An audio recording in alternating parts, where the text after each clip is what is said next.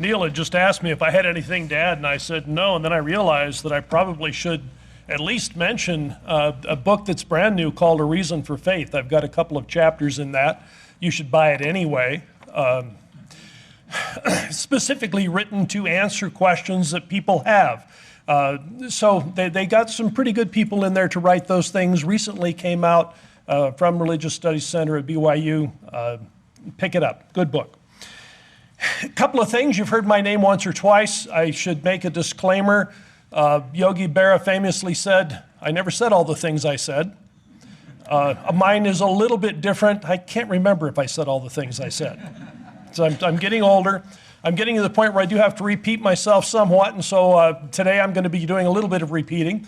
What I'm doing is giving you sort of a rewritten, condensed section of one of the chapters in the Traditions of the Fathers book.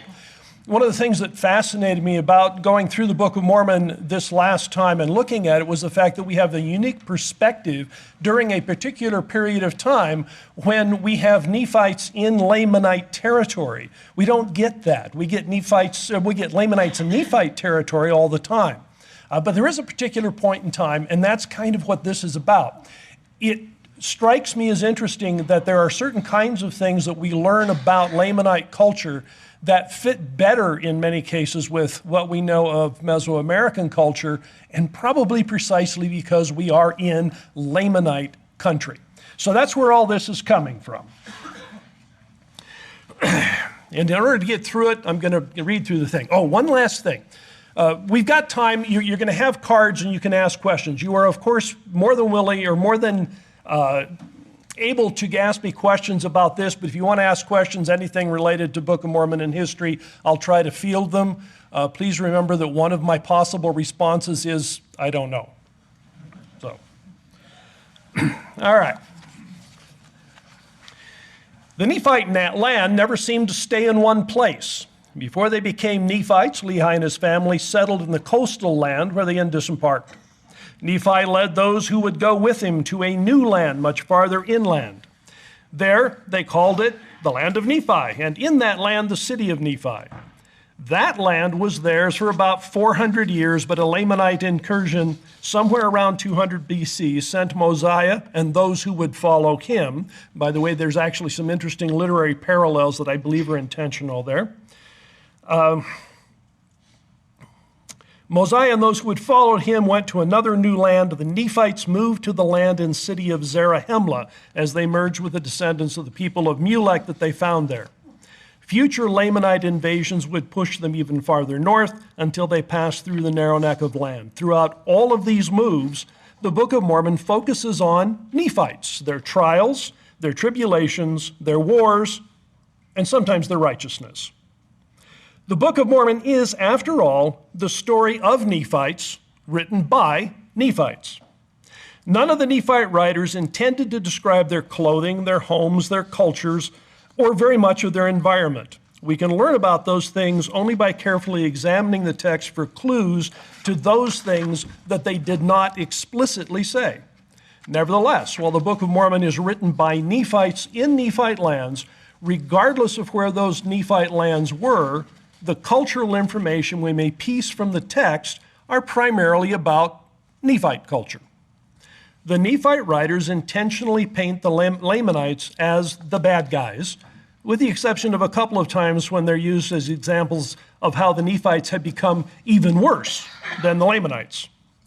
There is usually very little outside of the literary stereotype that we can learn about the Lamanites. However, that picture changes during about 100 years where the Nephite story takes a side trip and we see Nephites who are living in Lamanite-dominated lands. The story of Zeniff tells of a group of Nephites looking back to the lands from which the Lamanites had recently driven them. Zeniff was a scout for a small army of men who desired to retake the city of Nephi by force. Zeniff saw much to be desired there and led a division in that army that eventually dissolved the army. And Zeniff then led peaceful settlers rather than an army of retribution. As Zeniff and his people move back to the land of Nephi, now in Lamanite hands, we have a narrative that takes place in a different cultural area. It is still a story about Nephites, but now the dominant surrounding culture is Lamanite. It was a culture in which Zeniff had found much to admire, and he hoped to build a prosperous people there. Even though Mormon goes out of his way to paint Zeniff's son Noah as evil, the description of his city, on the other page, tells us that he might have achieved the markers of wealth that they were looking for. We get in Mosiah 11, verses 8 through 9. And it came to pass that King Noah built many elegant and spacious buildings, and he ornamented them with fine work of wood and of all manner of precious things, of gold and of silver and of iron and of brass and of ziff and of copper. And he also built him a spacious palace and a throne in the midst thereof, all of which was of fine wood and ornamented with gold and silver and with precious things. Although Mormon appears to add this information as a sign that Noah has become greedy, the descriptions nevertheless show an ability to construct extravagant public buildings. Such displays are typical of larger and wealthier cities. The king must have been able to muster the labor required and the resources to make such a display. It's likely that Noah's city had the success that Zeniff was looking for. Seeing the successful ruler and city behind Mormon's clearly unfavorable depiction simply highlights the problem we have trying to understand Lamanite culture from Nephite writings. The important information is often tucked into side comments or sometimes in the confusing details that perhaps not even Mormon understood completely. And that would be precisely because those events hinged upon Lamanite-dominated culture that was likely different from the culture that Mormon knew. This one. One place where this is particularly true is in Mormon's discussion of Ammon before King Lamoni. That story contains a number of unusual features that are more explicable when we view them in the context of Lamanite culture rather than see them only in Mormon's descriptions. Ammon arrived as a lone Nephite among the enemy Lamanites. Rather than treating him as an enemy warrior or spy, Lamoni proposes that Ammon marry his daughter, thus inviting him to become a member of the royal family. When Ammon refused, announcing that he preferred to be a servant, Lamoni gave him an assignment that had resulted in the execution of many, if not all, of the previous servants. Seemingly without hesitation, Ammon is offered a place in the king's family, and then with dizzying speed, he falls from a potentially high social position to that of a servant sent on what amounted to be a suicide mission. Ammon is sent to water the king's flocks at the waters of Sebus. Our first clue that Mormon is crafting this tale according to his own perspective is that he suggests that the incident at the waters of Sebus resulted from larcenous Lamanites. That suggestion makes initial sense, but it doesn't fit with the details.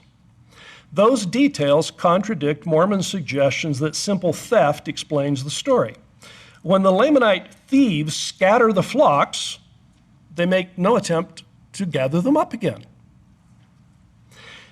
They were spread far enough that it took Ammon and the others that went with him some time to gather them back together, and in the meantime, the thieves just hung around to see what would happen. They are probably the worst thieves in the world. They never stole anything. They simply scattered the flocks, they're gone. The key to the story is the scattering of the flocks. An important side note, we have been conditioned to see the flocks as sheep because we have all seen Freiberg's painting of the muscle-bound Ammon with the shiny sword protecting the sheep. The story never mentions what kind of flocks they were, and Freiberg's artistic license chose sheep, but he chose wrong. And the question might be then, what might they have been? Regardless of how we look at linguistic labeling and loan shifting, we only have flocks. We don't have any identification of what the flocks were made of. Something that could be taken to water, something that clearly had to drink. We know that there were people who had tended deer, and that would not have been unusual for a king to have deer. So perhaps they would certainly scatter a lot better than sheep would. The important clue to who the thieves were and what they might gain by scattering rather than stealing the king's flock comes when we see Ammon with King Lamoni and his queen, all three of whom have fallen to the earth under the spell of the Spirit. One of those who comes quickly, meaning that he was close by, was a brother of one of the thieves that Ammon killed. How did a thief's brother get so close to the king that he could be one of the first responders? That tells us that something else is happening. And that is confirmed when Lamoni calls him and the others my brethren. If the thieves lived physically near, perhaps in the palace, in order that they were able to appear as witnesses when the witness testified that something was happening to the king, they were probably among the city's nobility. And Maya culture has several examples of frequently competing factions among the nobles, with different groups vying for power. And this is just kind of an artistic representation of the type of clothing that somebody might have worn that would distinguish from somebody else. For those of us who are old enough, and there's enough gray hair here that we remember, there's the song that I could tell by your outfit that you were a cowboy. You could tell by their outfit exactly where they fit into the social hierarchy. And you would have this kind of a hierarchy in any of the Maya clans. The difference would be only one of them would get to have the guy at the top. But if you don't have the guy at the top, what you would really like to have is a guy at the top. Okay.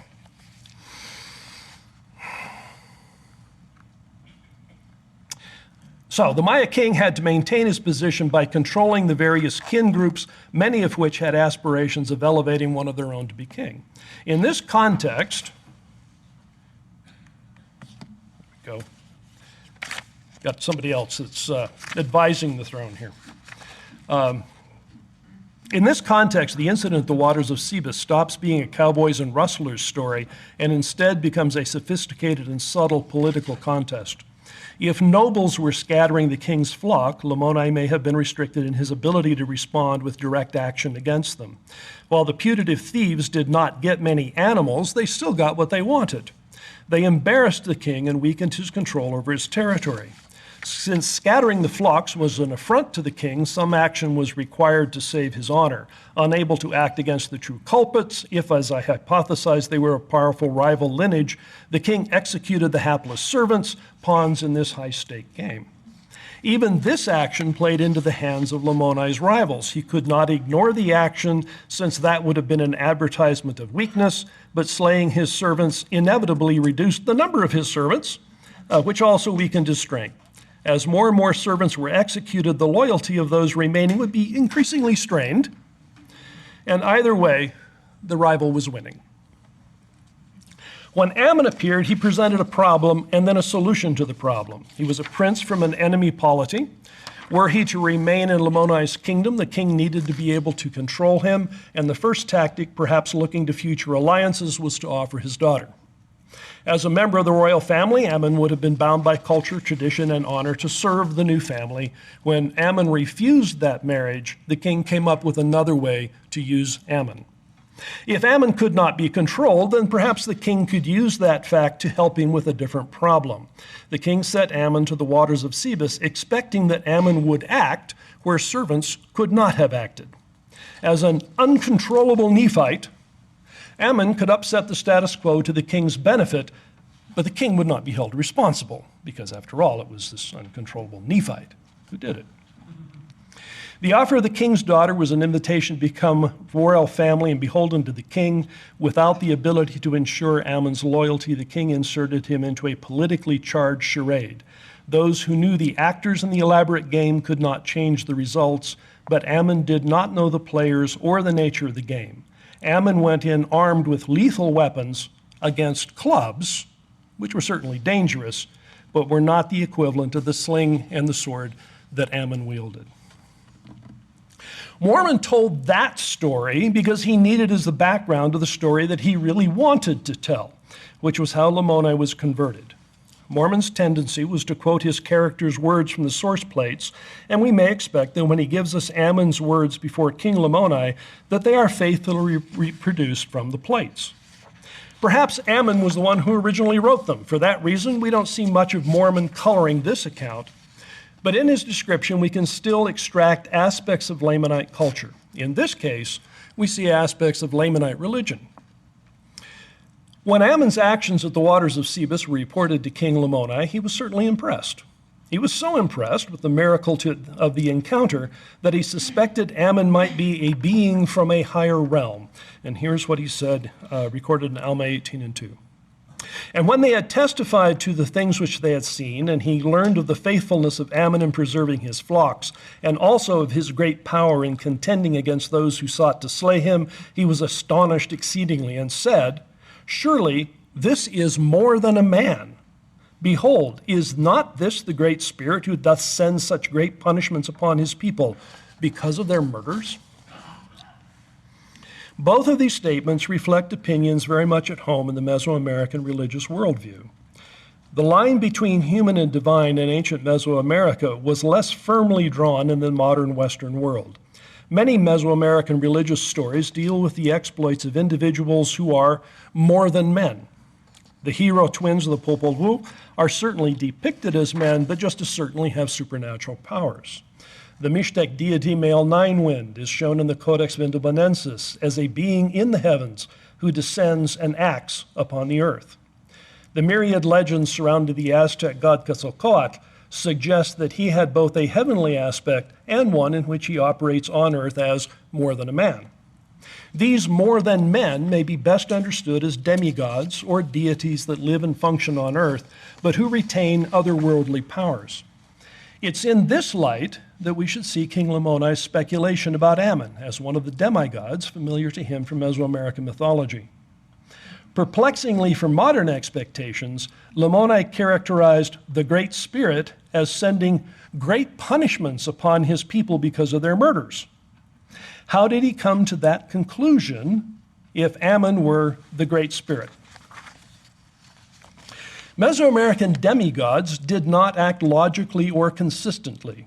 They acted for their own otherworldly purposes and mysterious motives. Like the Greek gods, Mesoamerican demigods' presence among human beings was ambiguous at best. They were not always beneficial. Indeed, they were often malevolent. In Mesoamerica, a demigod's appearance would be, at the very least, risky, even if it were not immediately dangerous. Ammon's prowess confirmed that he was dangerous. There was no guarantee that he would not be just as dangerous to Lamoni's people as he had been to Lamoni's enemies. But what would prompt a demigod to come upon them? Lamoni made a connection between his political expedience of executing servants and Ammon's appearance. If the first event caused the second, then Ammon was probably angry. He had saved the current set of servants from being executed by his swift and bloody action at the waters of Sebus. Lamoni would certainly have known that his executed servants had not truly been at fault and obviously had a guilty conscience as a result. In fact, Lamoni told the servants standing before him that Ammon had, and this is from Alma 18:4, come down at this time to preserve your lives, that I might not slay you as I did your brethren. Ammon's story also provides one of the most famous potential anachronisms in the Book of Mormon. Ammon prepared King Lamoni's horses, and it's well known that there were no horses in the New World prior to European contact. Much can and has been said about the problem of pre-Columbian horses. I've argued elsewhere that the word horse in the Book of Mormon is an artifact of Joseph Smith's translation. Rather than rehash those arguments, I'm more interested in the part of the horse verse that gets lost when we focus on preparing horses. Mormon didn't care about the horses. He cared about the event for which they were being prepared. Because going to that event triggers the meeting with Lamoni's father along the way. And it's for that reason that we learn something else about Lamanite culture. Whatever horses and chariots were, they never appear in a military context in the New World descriptions in the Book of Mormon. In Alma 18:9, the servants explain, Behold, he is feeding thy horses. Now the king had commanded his servants that they should prepare his horses and chariots and conduct him forth into the land of Nephi. This context explains that horses and chariots are near the palace and that horses must be fed. Lamoni is going to the land of Nephi on a formal state visit, a great feast appointed by the father of Lamoni. But the role played by the horses and chariots is not clear. We assume that the horse pulls the chariot because that's what horses do in histories with which we're familiar. However, it isn't the relationship between the English words that's important. It's the discernible relationship in the text. Rather than appear in the context of war, when Book of Mormon horses and chariots appear together, it is in the context of a formal state visit. We first see them when Lamoni prepares to attend his father's feast. We next see them when he visits the land of the king of Middoni, who held Ammon's brothers prisoner. The idea that there would be a formal visit from one king to another fits with the descriptions of royal visits among the Maya. City-states in Mesoamerica were frequently at war with other cities. Alliances were forged and broken. Among the allied kings, however, there were frequent intercity visits with strong political overtones. Specifically relevant to the preparation Lamoni was making to visit his father, the overking of the Lamanites, is the documented later classic Maya tradition of the interstate visits of subordinate rulers to their overlords.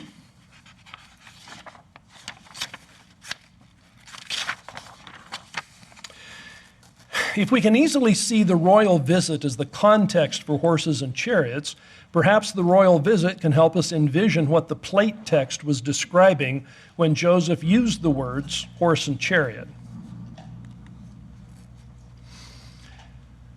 The appropriate conveyance would have been a royal litter carried on men's shoulders rather than being pulled by the animal. The royal litter is often associated with an animal. Sometimes the animal is a mythical beast. Sometimes in representations, a dog accompanies the litter. Many of these things could have been called jaguar litters. Depictions of seated kings backed by supernatural jaguars are found on the wooden lintels of temples 1 and 4 in Tikal.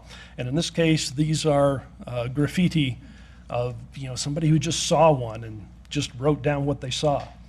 So pretty likely that these are reasonable depictions because it isn't an artist trying to make something up.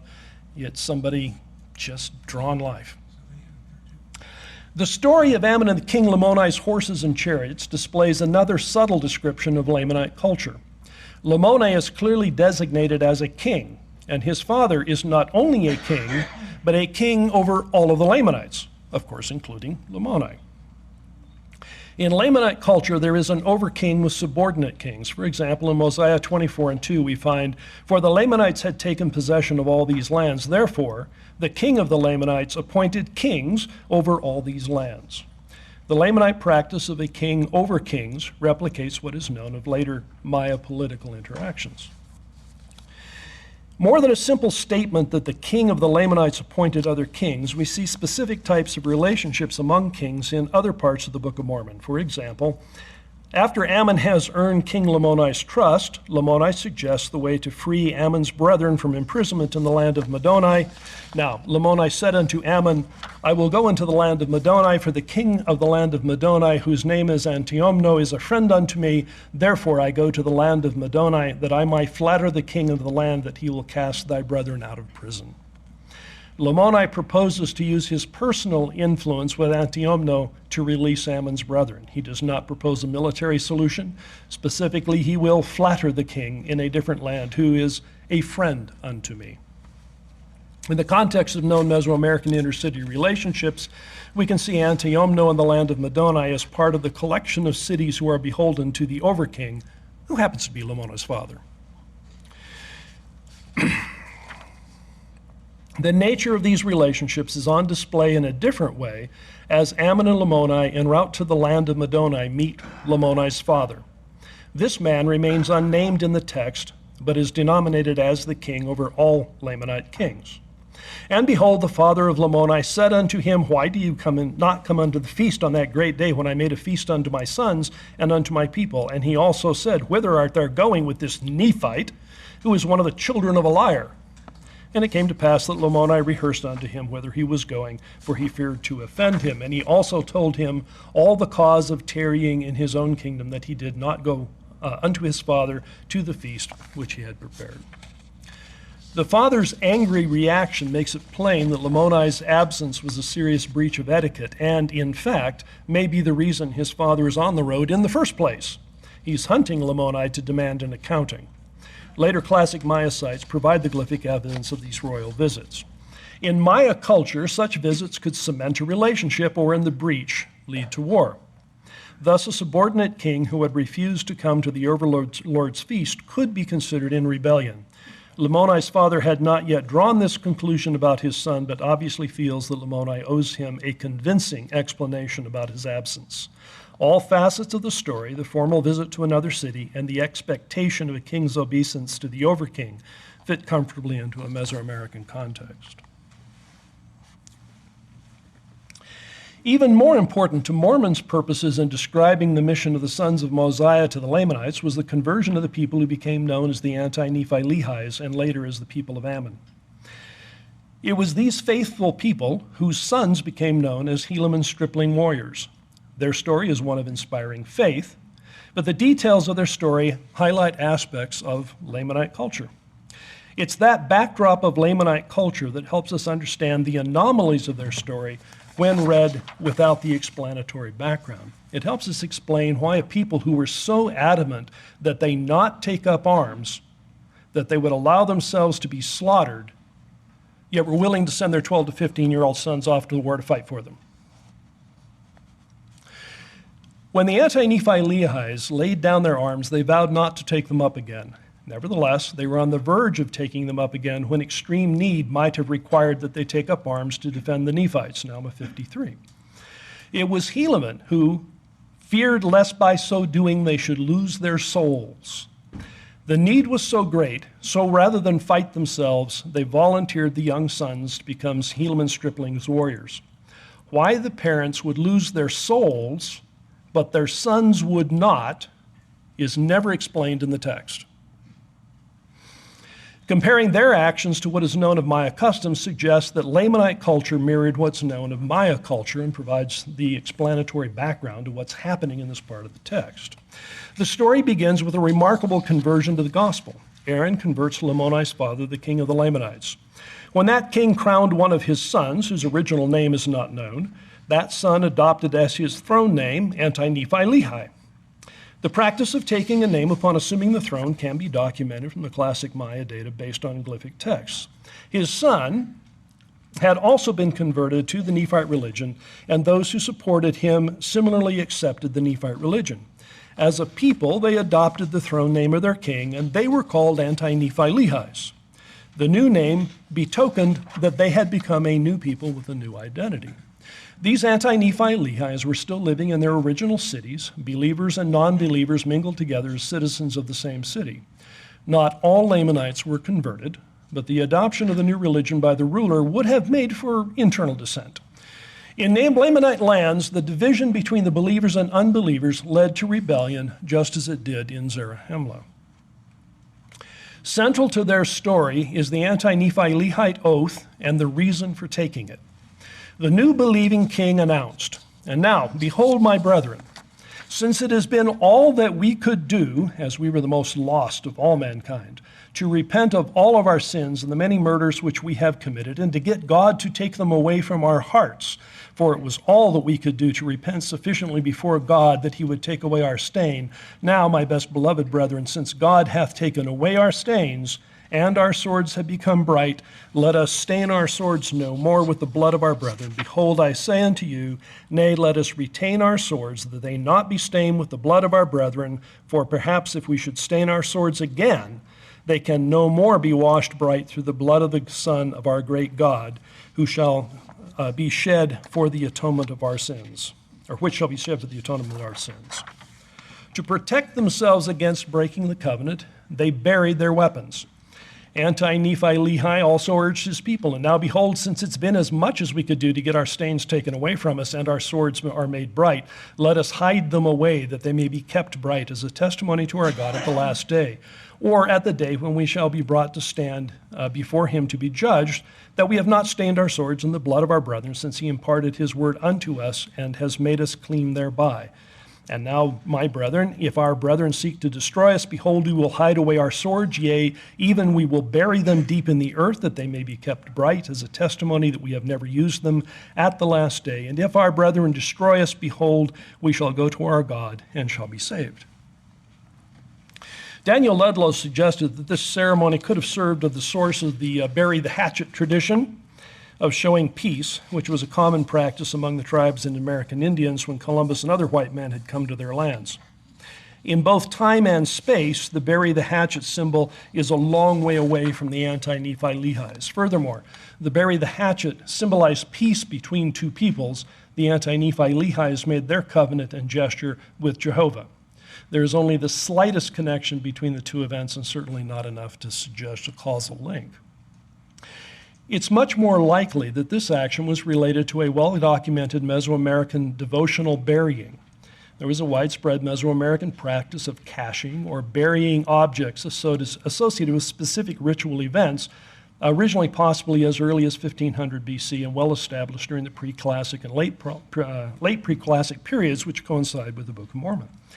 These rituals were typically associated with either dedications, beginnings, or terminations. Termination rituals occurred when something ended, and perhaps in this case, the Anti-Nephi-Lehi's association with war. In the terminal burials, the objects buried were often defaced or broken. Although there's no indication that the Anti-Nephi-Lehis broke their weapons when burying them, those weapons would be considered dead to them, and breaking them would not be surprising, since the reason for burying them was to make them unusable, which breaking would have ensured. This action was definitely associated with the termination of an old way of life and the dedication to a new one. It's therefore plausible to see the Anti-Nephi-Lehis at that same kind of liminal point at which their Mesoamerican neighbors made dedicatory caches. How was it that all of the Anti-Nephi-Lehis were, in their king's words, the most lost of all mankind, to the point where it has been all that we could do to repent of all of our sins and our many murders which we have committed? We just might be able to understand how some of the men might have committed murders, but this was an oath that was binding on men, women, and children. It wasn't just occasioned by an isolated murder, but our many sins and murders. Something is missing here. Even the word murder is suspect. Murder is, by definition, an unsanctioned and unintended death inflicted, or I should say intended death, inflicted on another person. An accidental death is not murder, nor are legal executions, or typically casualties inflicted on both sides in a battle. All societies have ways of accepting and accommodating these deaths, certainly violent and even gruesomely hostile, but not murder. If we assume, as seemed logical, that these former Lamanites had adopted the pre-classic Maya-like religion, then they also espoused the values of the Mesoamerican cult of war. Unlike European warfare, which was typically a struggle for territory, Mesoamerican warfare had different objectives. Rather than wars of domination, part of Mesoamerican warfare was to capture opposing warriors who would then be subjected to torture and sacrifice. For the Maya, blood was the conduit for chulal, or the inner soul of spirit. Sacrificial bloodletting became both nourishment and worship for the gods and the substitute sacrifice that renews creation. The sacrificial blood could and did come from the king and his queen, but was augmented by the blood of captives taken in war. Classic Maya inscriptions glorify the personal conquests of the kings and the humiliation and sacrifice of their captives. The Bonampak mural, commonly known as the arraignment, is a graphic depiction of ritual torture by which bloodletting was inflicted upon captives. I argue that the Anti-Nephi-Lehis had grown up with a religion that glorified warfare, saw bloodshed as a religious act, and exalted torture and human sacrifice. Men, women, and children all espoused this worldview, whether or not they participated in the actual warfare or the death of the captives. Imagine how far these people had traveled in their spiritual journey. They espoused a worldview in which the very existence of the world depended upon the shedding of the blood of sacrificial victims. Now they must forsake that concept and believe that the only sacrifice needed would be that of a future atoning Messiah. Their old worldview had glorified warfare and human sacrifice. Their new worldview had now condemned both practices. No wonder they wanted to get God to take them away from our hearts. The Anti-Nephi-Lehis resolved never to touch arms again, not because self-defense is wrong or inherently evil, but because of the difficulty and depth of their change of heart. They are choosing to stay as far as possible from the feelings aroused by and supporting the cult of war and sacrifice. Rather than risk a return to the former religious passion for sacrificial blood, they turn away from even the very first steps along that path. It is a radical step to protect their newly gained cleanliness from the stain of their former life. They were faithful to that commitment through its literally deadly consequences. Rebellious Lamanites came upon them and wreaked awful slaughter. Eventually, the slaughter ended, and the Anti-Nephi-Lehi's bravery even led to the conversion of some of their attackers. While faith and conversion were some of the most important reasons Mormon decided to record this story, historically the most interesting is what happened next. In the aftermath of slaughtering defenseless people, the Lamanites decided to leave their city, take a 3-day march to attack the Nephites in the city of Ammon. What about the slaughter of the Anti-Nephi-Lehis led to the desire to take a long march to continue military hostilities? Mormon suggests, and now behold, it came to pass that the Lamanites were more angry because they had slain their brethren. Therefore, they swore vengeance upon the Nephites, that they did no more attempt to slay the people of Anti-Nephi-Lehi at the time. That's certainly a reason, but in the real world, it isn't a very good one. Once again, Lamanite culture is creating a situation that Mormon does not necessarily understand. He reports it accurately so we can peer behind his own thought about the cause. Examining the situation without Mormon's editorializing, let's see how Lamanite culture not only explains, but virtually demanded the attack on Ammon. The key to understanding this story is emphasizing a part of the story that's underemphasized in Mormon's account. The Lamanites causing the slaughter are those who are rebelling against King Anti-Nephi-Lehi and want to overthrow him and this new religion. That desire led directly to the military coup and to the slaughter of those perceived to be standing in the way of their objective. The coup was successful. Anti-Nephi-Lehi and those remaining faithful to him and to the Nephite religion are cast out, eventually located in Nephite lands where they become Nephites. Now that there was a new regime, the new king had to be seated, the Mesoamerican term that's similar to a European king being crowned. There were rules about how that was to happen. The combination of iconographic depiction and translations of the glyphic text provide a fairly complete picture of how the Maya would have conducted the basic ceremony. A newly seated king ascended a ladder platform where he was physically above the rest of the populace. In the many images of the installation of a new ruler, the emphasis is on the human sacrifices that accompany the seating of the new king. The installation rites dictated an important need to have captives taken in battle that could be sacrificed to their new king. In this case, the Lamanite government had plenty of captives, but the refusal of those captives to fight meant that they had not been taken in battle. They were taken in abject massacre. Tradition demanded captives from battle, and there were none. There was a king waiting to be seated who was missing an important component of the ceremony. This was the impetus behind the raid on Ammon. The Lamanites were in dire need of war captives to make their coronation ceremony valid. To get them with as little risk as possible, they did what many Maya kings did. They looked for easy victims. Ammon seemed to be a relatively quick and easy conquest, far enough away to be unsuspecting. With the surprise raid, the probability of taking captives in conflict was very high. The story of this invasion in Alma 16, 3-6, reports that the Lamanites took their captives and retreated to Lamanite territory where the Nephite army counterattacked. The Book of Mormon is full of battles and wars with the Lamanites. The typical model is the attempt to conquer a city and put it under tribute to the Lamanites so that they could prosper economically. So the Lamanites are going to get money out of this. You may not conquer and take over the land, but at least they're going to pay you. Except in the case of Ammon. This battle is the only one where the sole discernible advantage was that there were captives. It is the only raid on Nephites to mention taking captives back to Lamanite lands. Read without any grounding in the cultural context, the story of the Anti-Nephi-Lehis would remain inspiring but confusing in detail. The Lamanite culture that reflected what is known of Maya politics fleshes out the particulars and renders them comprehensible. However, even after understanding the cultural backdrop, we have one last mystery to resolve.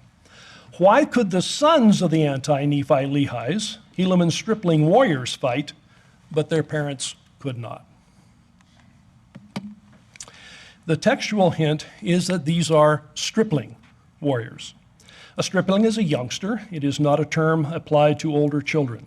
It would be strange if all the Ammonites had only stripling sons. They must have had older children, and many of those would certainly have been sons. Not all Anti-Nephi-Lehi sons went to war, only the stripling ones. How old might they have been? The Anti-Nephi-Lehite the Anti-Nephi-Lehite oath was evidently binding only upon those who had personally enunciated it. It did not cross generations.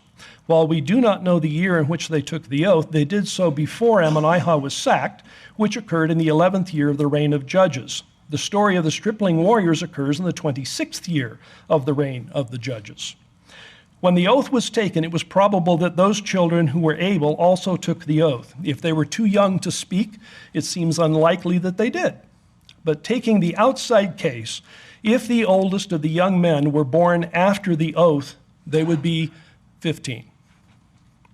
Men say 17 or more would not have been considered stripling, since it would not be unusual for even a 17-year-old to marry and have a family based on typical data from the ancient world. I hypothesize that some might have been as old as 17, born prior to the covenant, but too young to repeat the words of the oath. But most would be younger. For the story to be as miraculous as it is in Mormon's telling, I speculate that most of these soldiers range from perhaps 12 to 15. Which is why I think this is probably the best picture we've ever had of the stripling warriors, because it shows them as being that young, and that's critical to the story. It seems significant that these young men called themselves Nephites. Their parents perhaps maintained some connection to their identity as converted Lamanites. Their sons, however, having spent most of their life, if not all of their life, in their new home, had a self-definition that was not Lamanite but Nephite. Understanding why fighting endangered their parents' souls but not their sons hinges on the son's age and its relationship to the oath. Mormon's textual excursion into the land of the Lamanites ends with the people of Alma and the people of Limhi emigrating to Zarahemla. From that point on, the textual focus returns to Nephite lands, and the Lamanites are once again invaders. Although it's possible to see elements of general Mesoamerican culture among the Nephites, we see the strongest Mesoamerican cultural connection during Mormon's focus on the times when the Nephites returned to their former lands and interacted with the Lamanites in Lamanite lands. It is in those places that we see the strongest connections between the Maya culture and the Book of Mormon text. This is not surprising, as those ancestral lands were located in lands that we now call Maya. When we see the Lamanites at home, they are most at home in a world dominated by the greater Maya culture. Thank you.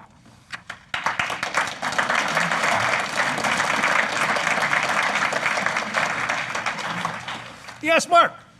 In the 1828 Webster's, the word stripling means a lad just in the transition from boyhood to manhood. So it's basically pubescent, but the 2000 pubescent warriors doesn't have the same ring to it. Yeah, it kind of doesn't. Yeah, so we're talking 12, 13-year-old. And it says as many as could wield a sword or wield a weapon, so you can sense that, hey, you got that? They're like, yeah, I got it.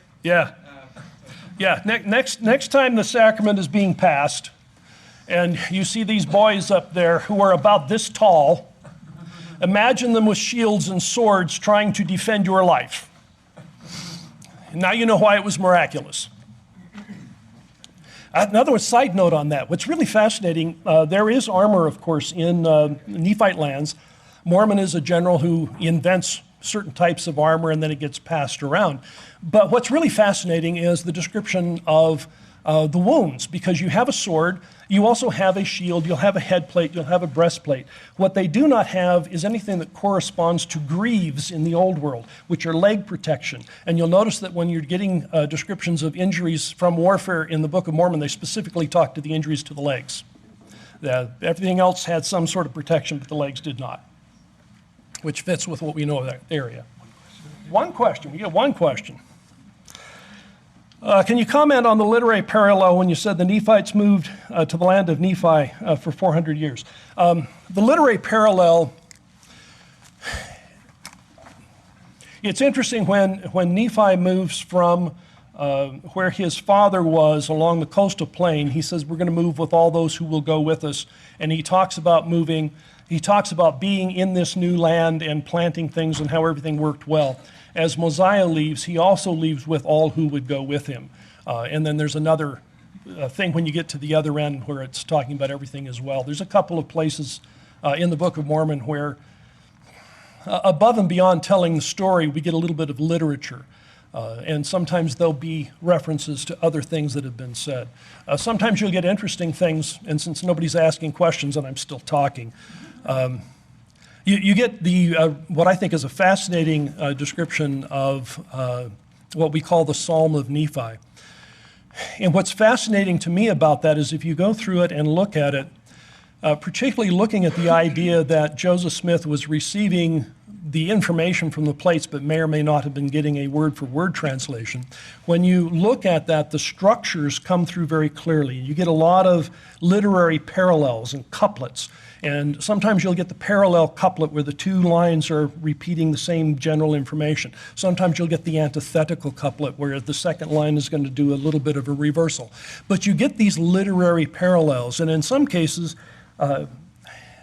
you can see Joseph Smith putting in pronouns like for him and to him, and if you back the pronouns out and simply repeat what he put the pronoun in for, all of a sudden the parallels are even stronger. You go, oh wow, there's probably, he probably was trying not to bore us, but it was really kind of cool if you go back to what he would have thought was boring. Anyway, the rest of it, what is interesting in that particular thing, there is so much literary art there that there is, or could be, a presumption that Nephi planned this and that he wrote it down and this was poetry that he had worked on.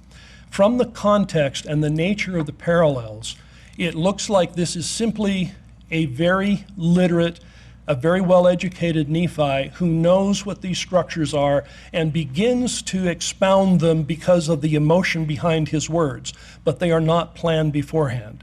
You'll get the two couplets here and there, but there isn't an overall structure that links them together. So it really looks like that was an unplanned, a spontaneous thing. I don't think it was part of what he planned to put on the plates. It is the result of him thinking about his father who had died. It's his emotion coming out and his talent being expressed in those couplets that he has in the Psalm of Nephi.